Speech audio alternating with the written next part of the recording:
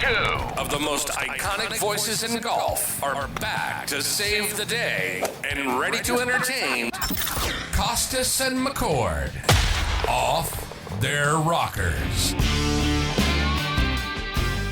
Yep, you found it. This is it, the place for golfers. It is Kostis and McCord, Off Their Rockers, a golf production. I'm Mike Abram, your producer, co-host from the golf agency. We've got a great episode for you today. We've got Peter and Gary talking about a topic that is very hot on golfers' minds right now. Slow play. It's always hot on golfers' minds. Why does it take so long? Why does it take so long for the pros to play? Why does it take so long for us to play? Peter and Gary are going to talk about it with one of their old friends, former PGA Tour official, and now Live Golf head of competitions and rules. It is Slugger White. He joins Peter and Gary in just a minute. Then we've got a great lesson from Coach Kostis for you today with Gary. It is from the Arizona Biltmore Golf Club, newly renovated, incredibly beautiful. And Peter and Gary are going to talk about ground force effect, what you need to know about it, how you need to use it to help your game no matter what your age is. We really appreciate you watching our show. Remember to like, subscribe, it's free, and share it with all your golf friends. And don't forget to smash that notification button below so you never miss an episode. Now, let's get with Peter, Gary, and guest Slugger White talking about slow play and what it's like officiating out there at Live Golf. All right, ladies and gentlemen, hot topic right now is slow play in the world of professional golf. So Gary and I have to join us today Slugger White, longtime PGA Tour official, and now the Vice President of Rules and Competition for Live Golf. Slugger, it is so good to see you, bud. Thanks, Peter. Great seeing you, buddy. It's been a long time. Yeah, too long. We need to get together, but our paths aren't crossing these days. You've seen, I'm sure, all the stuff about slow play out at San Diego and all of the ruckus that it made. What do you think? You've had the benefit of seeing slow play on the PGA Tour, and now you're with Live. So what's the difference in pace of play, in your opinion, between the two forms of golf? Peter, I don't know if it's a big difference. You know, we still have the same 40-second, 50-second type of thing. Our fine structure is a little bit different, though. Last year we were finding, it was a one-stroke penalty with the first offense, but we've changed that this year, and it's we're making it hurt. We're just not affecting the guy's livelihood. The first offense, if you get a bad time, is 50,000. Second offense is another 75,000 plus a one-stroke penalty, and you got to be. I don't know what you're thinking if you get the second one. And the third one is another 100,000 for another stroke penalty. And then we've got, if you've been timed 5 times during the year, it costs you 100,000. Slugger, how many times you applied that penalty? Yeah, we did it 2 years ago. Gary, and in Spain with a Richard was Richard's last name. Bland? He wanted me Richard Bland. He had a one-stroke penalty there, and it was like about a $90,000 fine. And I have always been a proponent. I don't like a stopwatch having something to do with the man's livelihood. It's too subjective. But I think the fine has to be to where it hurts. But in our situation, we could have a situation where it might cost a guy $1 million, and I don't want to ever see that. But if he gets a second time, then he's deserving of it, in my opinion. Slugger, you were out there 40 years on the PGA Tour. I saw you constantly with your hat, sitting in your cart underneath the tree doing nothing, and you were really good at it. What would you do now if you took over? Now, we're talking about the PGA Tour. We're not talking about Live. You guys have got 48 guys, so it's pretty easy to herd those guys around. But you spent your lifetime trying to herd these golfers in a funereal pace, literally the speed of a glacier on the PGA Tour. If you could step back now and you took over and you were in charge of pace of play on the PGA Tour, what would you do to speed this whole thing up? Gary, biggest problem is the field sizes. We never used to have any problem at like a Memorial when we played 90 players or 120 players. When you have 156 players, that's 26 groups a day. That's on 18 holes. Somebody's got to wait. It's like, and it just was the field size were too big back when I was trying to play, when you were playing. I mean, and 156, yeah, but that was the only game in town. The PGA Tour was way back when, but now they've got the Champions Tour, they got Latin Tour, they've got was it not the Nike Tour, they call it now, the Corn Ferry Tour. There's other places to go.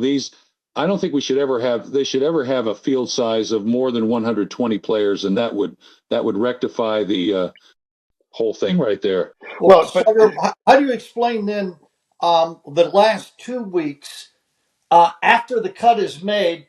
We've had 70 guys make the cut, and the Sunday rounds were 5 hours and 24 minutes and 5 hours and 33 minutes with twosomes and threesomes with 70-man fields. How do you explain that? You know what? I didn't watch the thing, so I didn't know what you're talking about, but that is ridiculous. But you know what the other part is? The greens are so fast. Now, I think agronomy has a lot to do with it. The greens are so quick, guys don't finish anymore. They go up and they mark it from about, less than a foot. Guys used to go up and tap them in, but it's so, the greens are so quick right now. You have to really be careful. And, I understand that part of it too, but it doesn't take that long. So this is interesting, Peter. I don't know if you've seen this, but Bob Tway gave me this. So let's see, I started in 1974. You started in 1975, right, Slugger, on the 76, tour? all right. 76, okay. I'm going to give you a test. There's the official USGA stint meters readings in 1977, okay? Augusta National, what was it? 1977. I got 77, I would say, is probably about 10 feet. 7-11. How about Harbor Town? Harbor Town was probably 9 to 5. 5.1. I can go on and on. The speed of these greens is getting ridiculous. Yep. And you guys started putting the pins 3 feet from the fringes on the tour, which they're still doing now. And these green speeds are 13 and 14. And these guys can't finish on the greens, especially if you get some wind like we had in San Diego. Yes, you're exactly right. Here's my point, Gary. Gary, here's my point. And Slugger and I have talked about this in the past. There's a 65 mile an hour speed limit on I-95. And that's wonderful for 10 o'clock at night. But at 5 p.m., when you got cars bumper to bumper, it doesn't make a damn bit of difference what the speed limit is because you're only going to go so fast, right? So all the guys are faced with that on Thursday and Friday. And they get into a routine, and their routine is based on 5 o'clock traffic. And then when you go to Sunday and Saturday, when they make the cut, they're not going to change their routine. They're going to still keep the same routine. So it doesn't make any difference unless you have the smaller fields for the entire week. That's number one. Number two, the green speeds are ridiculous. As far as San Diego was concerned, when you take a hard golf course, a hard setup, and fast greens, and you add wind to the equation, you're going to slow play down. I don't care what anybody says, because that 2-foot putt that you're going to mark and come back and then stand over it and do aim point or whatever could cost you $50,000. So if you're going to speed up slow play, in my opinion, you got to have slower greens. You got to have a shot clock on the greens. I don't care about shot clocks on the tee box or the fairway or whatever. I think most of the speed of pace of play is lost on the greens. Slugger, you can correct me if I'm wrong, but I think that's where the slow play really is. And so if you had a shot clock on the greens, you slowed the greens down a little bit so the guys weren't worried about running it 5 feet by from 5 feet. There's a chance to start to change things around. But ultimately, Slugger's 100% correct. You go with 144 or 156 man fields on Thursday and Friday. Guys' routines are going to be set in stone, and they're not going to damn well change them on Sunday or Saturday. I agree. Yeah, I think we pretty much saw that on at the AT&T and at Palm Springs, where Substraka won, and with perfect conditions, no wind, no nothing, and it took 5 hours and 34 minutes to play the last round. That's just being slow. I mean, that's just, come on, guys, you got to get things going.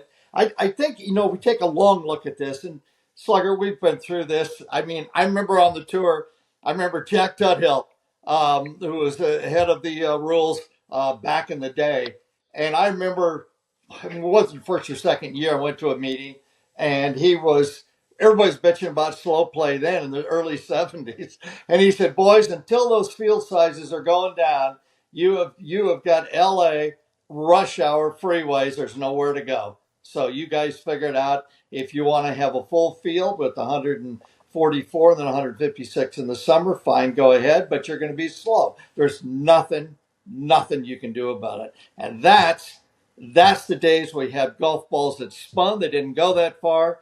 There wasn't guys waiting on every par 5 to hit in 2, and a lot of the par 4s now to hit in 2, and it's just a slug to go through this now to watch golf on television. I don't know where it's going, Slugger. I don't know how we can fix this malaise. That is, as we are transitioning from a traditional sport into a sport that now has got to be transformative for viewing, for watching. We're watching YouTube. We're watching. I've said this 100 times. I watch golf now. I love to watch golf. I can't watch 5-6 hours. Can't do it. So I watch YouTube, and it's in 10 minutes and 31 seconds. And they show every shot, the last round in the winner. And that day they show all the good shots and the guys that are winning. And that's how kind of we are consuming this sport now. And the PGA Tour is not adhering to the new morals and mores, basically, of how to televise golf. We're not doing it. And you can look at the ratings. You can look at the ratings and what they're doing right now, and we're getting killed. So how do you do it? How do you get this thing back on track? Number one, Tiger's not there. That's the big thing. So we've got nobody compelling.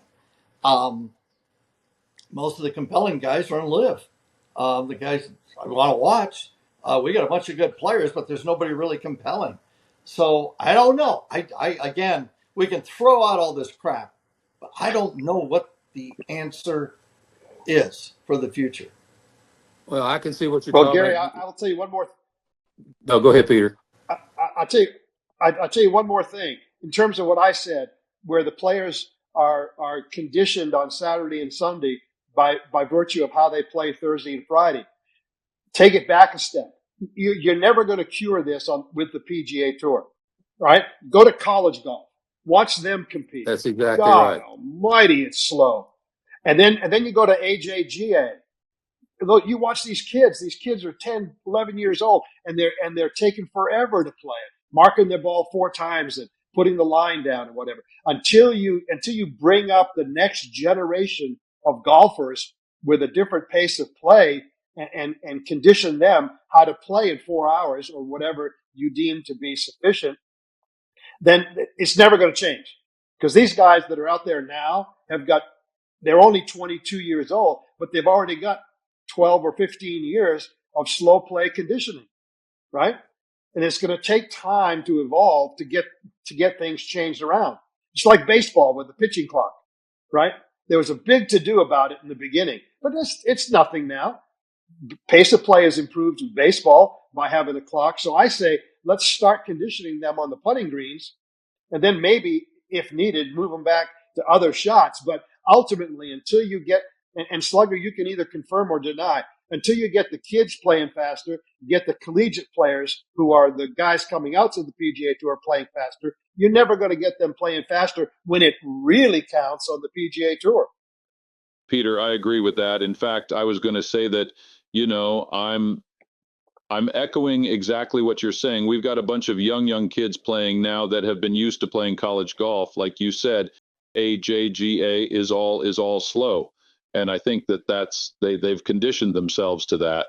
And now they're stepping up on a big stage and there's a lot of money there. And they're going to be there for a while, but I think it goes back to college and junior golf. I agree with you 100%. I agree. Well, and then also, I mean, baseball started the pitching clock in the minor leagues, if I'm not mistaken. So the PGA Tour could use the Corn Ferry Tour. I mean, they got to use the stuff that's under their jurisdiction. They could use the Latin Americas Tour, the Corn Ferry Tour, start to implement rules and start to train these guys that you have to play faster if you want to compete on the PGA Tour.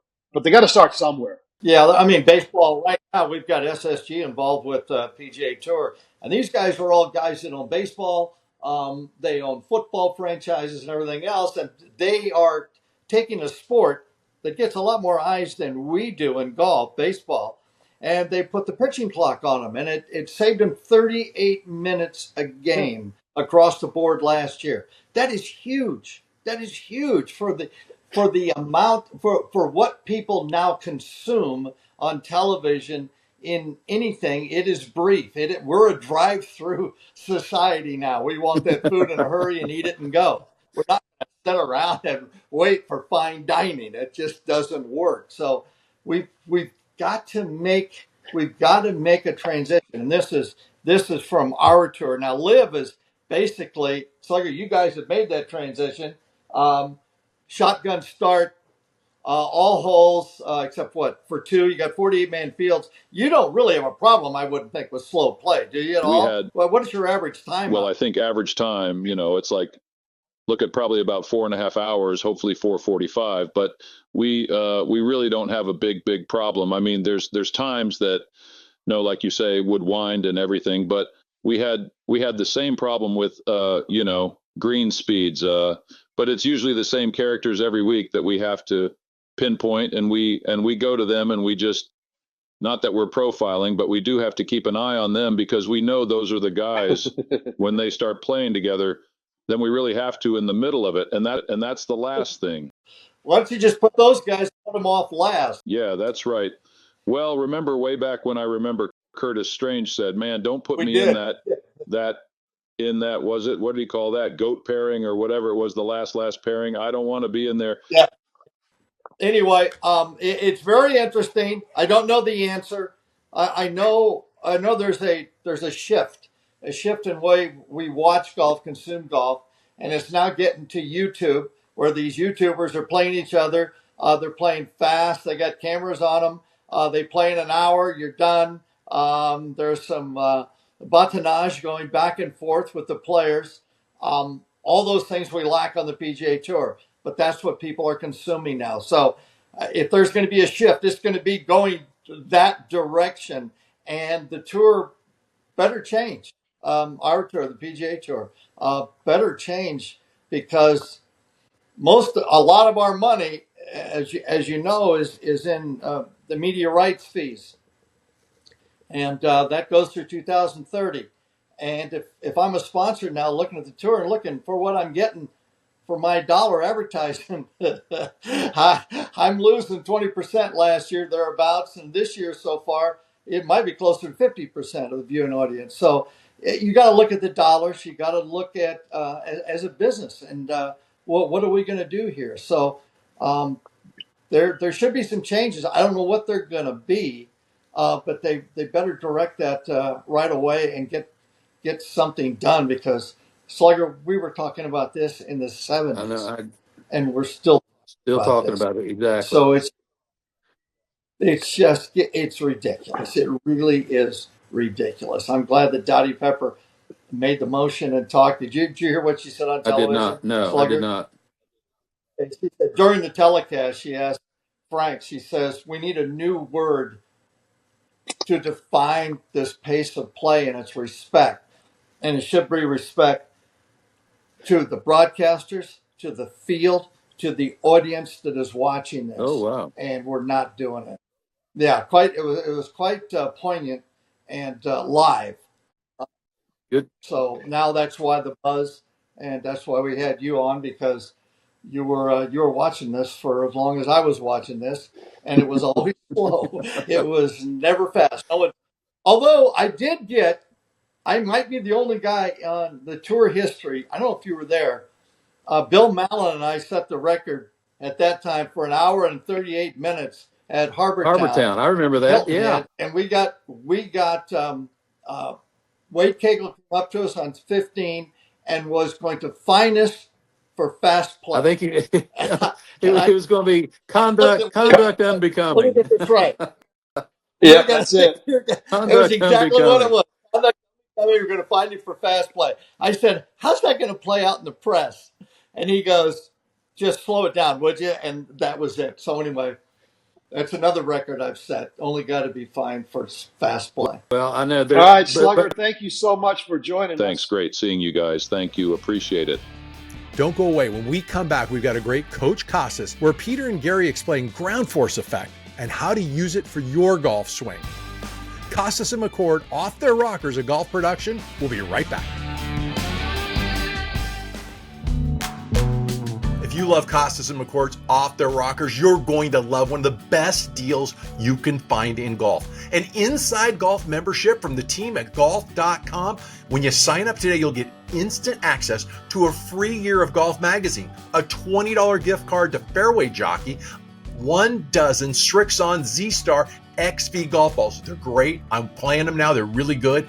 And many, many more discounts on Golf Logics, True Spec, and Fairway Jockey products that will take your game to the next level. As an Inside Golf member, you'll have exclusive access to one-of-a-kind golf experiences like the one Gary, Peter, and I attended right before the U.S. Open at Pinehurst. Participants got to meet Peter, Gary, hang out, have dinner, have a drink, and a very special fireside chat at Donald Ross's historic cottage. If you want in on all these incredible offers and special access, sign up for Inside Golf today for the low, low price of just $39.99. Visit golf.com/subscription or click that link below for more information.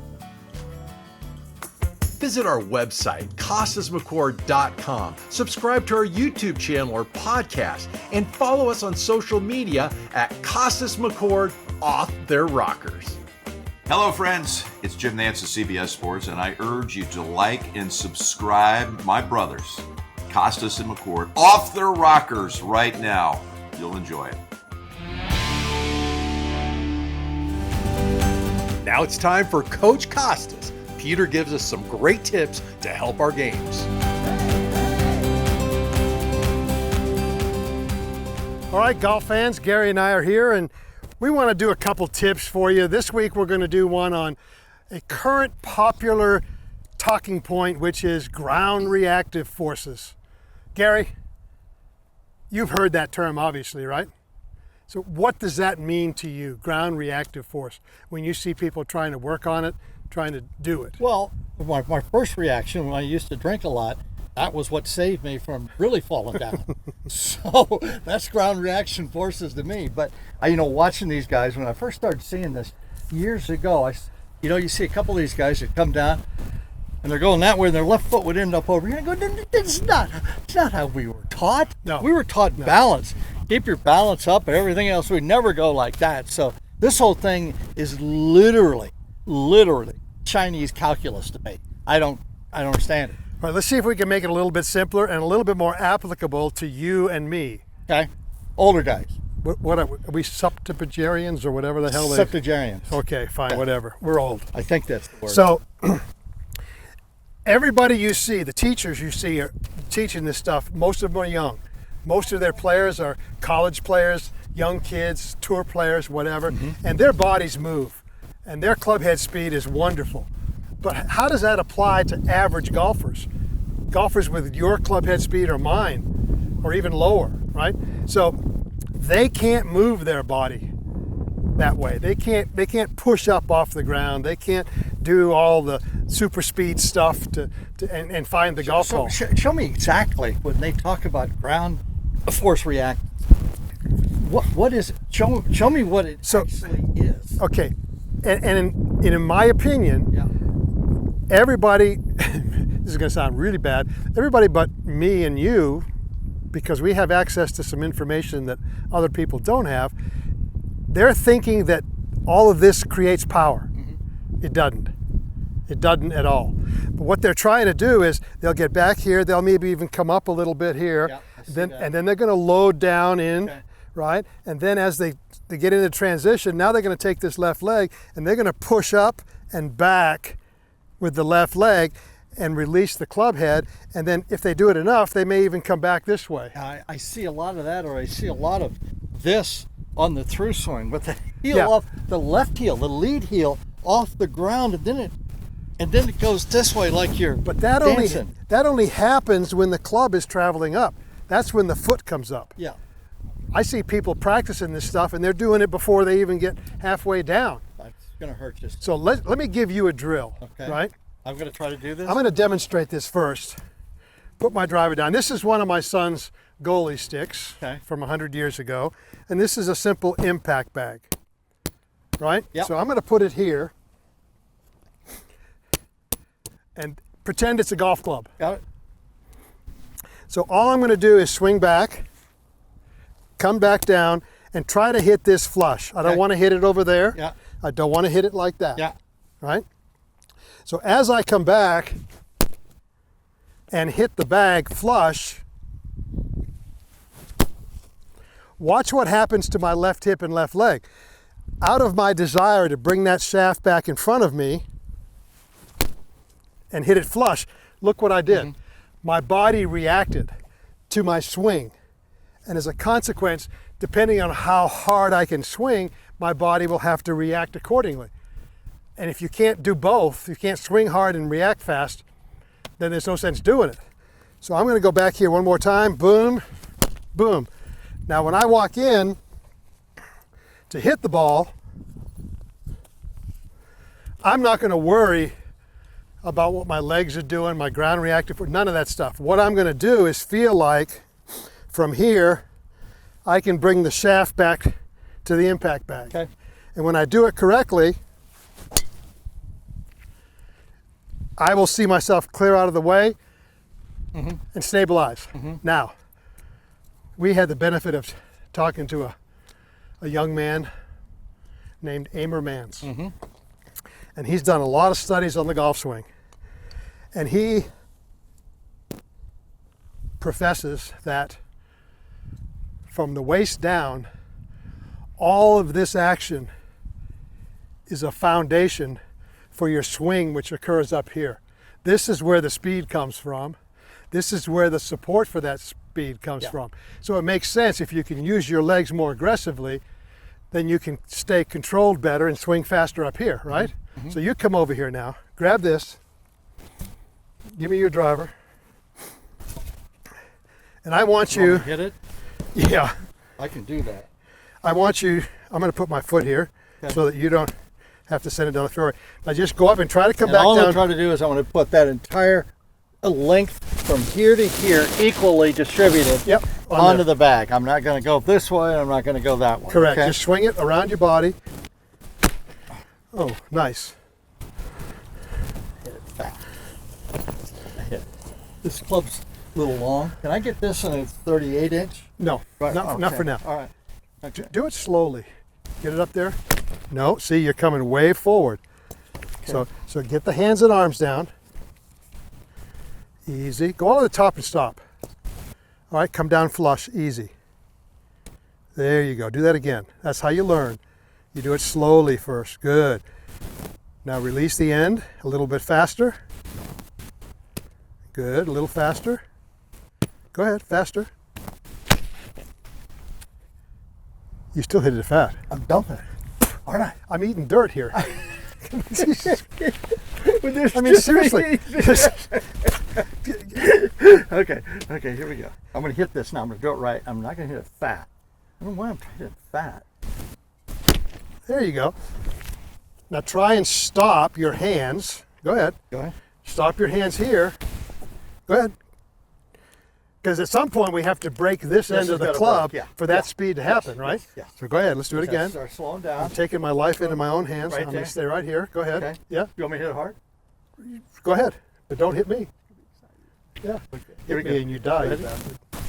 There you go. Good. Okay. Good.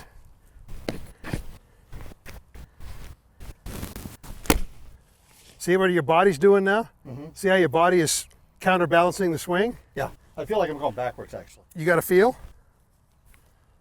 Yeah. All right. Take that feel Hit a bomb. and put it on the back of the ball. Let's see what you got. What if I hit right there? You know, then this whole tip is gone to hell. There we go. We got enough of a wire now. Okay, here we go. I'm just going to do that feel, not going to think about anything. Return the shaft to 90 degrees.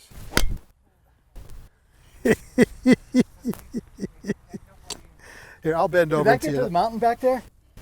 Huh? Release the club head flash against the bag. There you go. That's better. Well, yeah, it's up in the air. First one kind of went on the ground. Okay, so let's do this. What? Use your club. You don't have to use the hockey bag. You can use your club. No, hit that bag, not the I ball. thought you were going to make me hit this and I snap my shaft. Okay, I'm going to hit the Not, bag. Okay? and this way you won't do it so hard because you don't want to break something. Yeah, I don't want to break anything. Go ahead. You got to get the hands back. Yeah, That way. Yeah, well, that's what you're going to feel because you got them so far forward. You can't. There you go. That's how you're going to get the ball airborne. Okay. Go ahead. I got to feel like I'm dumping. That's your feel. Yeah, that's my feel. Okay. Go That ahead. way, okay. Dumping. God, just hit the ball. Don't top it.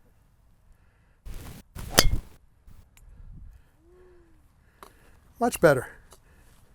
Now I really got on the bottom because I'm scared of topping the damn thing. I haven't topped a ball in 100 years. There's nothing wrong. Get the club head on the ball. Get the grip trying. breaking.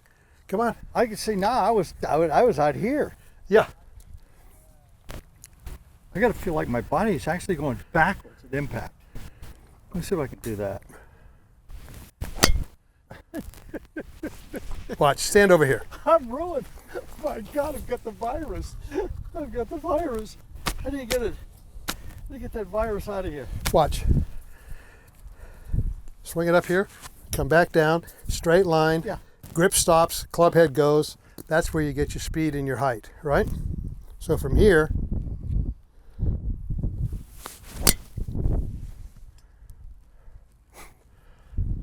Okay. hit it. Okay. Heat up one, would you? We don't have a tee high enough It's not a good one. for you to get the ball airborne right now. I'm not going to hit this along the ground. I would suggest you move the ball a little bit more forward. Okay. I'm going to try to hit this way up in the air, right over that mountain. There. Oh, that's a bomb. Much better. So you can tell now. Sorry. one guy at the end, see me move. Ball went right by him. So now, to summarize for the people at home, That why it was so bad. yeah, you were using your body incorrectly. I was going that. I felt like that one. I felt like I was going that way. Right. So but the concept is set up here. We're going to go all the way back up here. We're going to come back down to there. Right. And there. Now watch. Now push. Push. What happens to your body? I was going backwards. It's opening up and going backwards, right? Yeah. Let's do it again. Yeah. So there's the feeling you want to have. There's what your body should look like. Not this stuff. I was way out there. Way. One more. I get to hit it or? Eventually. Okay. Bring it back flush. There you go. Now your legs are working completely different. So my contention is that by getting the shaft back to the right position, I have taught you ground reactive force that's correct and body action that's So correct. it has nothing to do with my foot Nope. reestablishing itself. If you could swing faster, I can't. your foot would go I'm a up in the air. septuagenarian. Let me break that down. Last one, tips over. Go ahead. Right over that mountain. Let me see if I can get this one 85 miles an hour. Oh, I feel it coming too. This is going to be a bomb. Oh my God, look at that one. Everybody enjoy that one. So there you have it, ladies and gentlemen. Use your swing to create your ground reactive force. Don't try to make ground reactive force create a swing. It ain't gonna work for you. Over and out. Hope you enjoyed today's episode of Kostis and McCord Off Their Rockers. We appreciate you guys watching. Love to hear your thoughts and comments right below in the comment section and what you'd like to see in the future. We've got more great content coming for you soon and another great lesson from Coach Kostis and Gary very soon, right here on Kostis and McCord Off Their Rockers. Don't forget to like, subscribe, share it with your golfing friends, and hit that notification button below so you never miss an episode. Until next time, Mike Abram, for Peter, for Gary, we'll be back with you real soon on Kostis and McCord Off Their Rockers.